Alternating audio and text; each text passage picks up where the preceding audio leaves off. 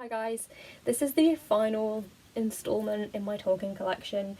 I still have quite a few books to go through, but I thought I would make the second video not quite so long, and I'm just going to get into it because we still have loads of books to talk about and these videos are very, very long, so yeah.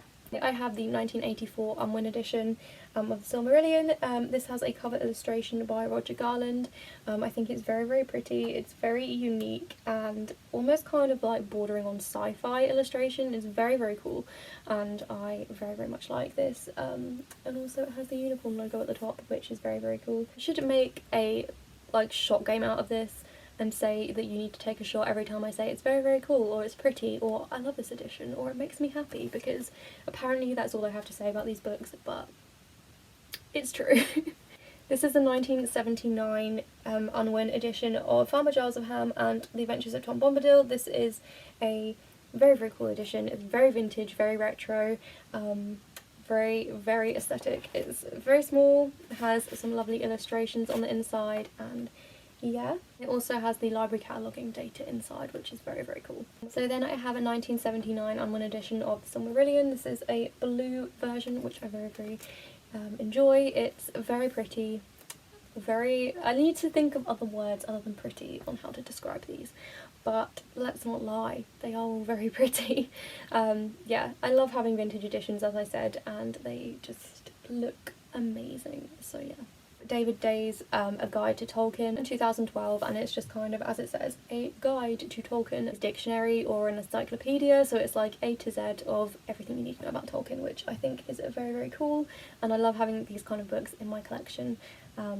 Yeah. So then I have the Children of Hurin, which is edited by Christopher Tolkien, which I very, very much love that I have these in my collection. The illustrations are all by Alan Lee, who is my favourite illustrator of all time. I actually got to meet him, which I will talk about in a while, but yeah. I love that I have the paperback and the hardback, which I will show you in a bit, but yeah, very, very exciting. I have a 1983 edition of the Book of Lost Tales, Part 1. This is illustrated by Andrew Burwood Hoy. And it's very, very cool. It's very unique. It's not like any of the other editions I own, which I really, really like. And yeah, very, very different. I have a couple of HarperCollins collector's editions, or the History of Middle-earth editions. I have Morgoth's Rings, I have Sauron Defeated, and The Peoples of Middle-earth, which is very, very cool. All have very, very beautiful illustrations by John Howe, so yeah. Very, very beautiful and lovely to collect. These are number 9, 10 and 12. So then I have the Unwin 1989 edition of The Lost Road. This is illustrated by Roger Garland again.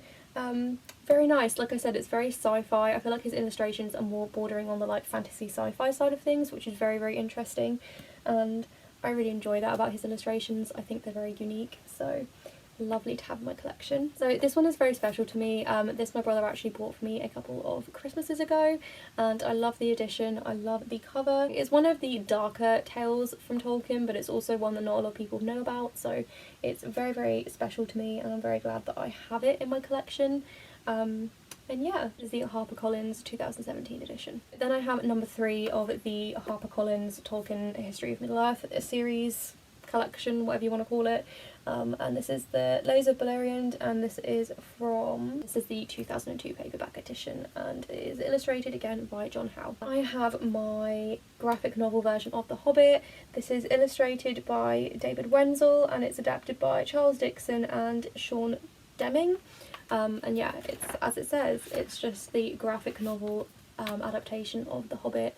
I've not read this yet, but I feel like I probably should. I would enjoy it. I like graphic novels, so maybe I will read this soon. I have the 1997 Allen and Unwin hardback illustrated edition of The Hobbit. This is absolutely beautiful, as you can tell. Gold foiling, it's gorgeous. It's illustrated by Alan Lee, who, as I've said 1,000 times, is my favourite illustrator. But let me just find some of the illustrations in here to show you. Like, how is that not gorgeous? I love this. Oh god, I love this edition so much. It's so special to me and it's absolutely beautiful. Then I have a copy of Tolkien Maker of Middle-earth by Catherine McIlwain. Catherine McIlwin. Yeah, this is very, very beautiful. It has a lovely photograph on the back, lots of illustrations. It's kind of like a textbook on Tolkien, which I think is so cool, and this cover is absolutely gorgeous. It's just, I could have this on my wall. Do you know what I mean? I could frame this. It's beautiful. It's like a work of art. So we've reached the last 3 books, and the ones that I've been waiting to talk about these because I know it's going to take me ages.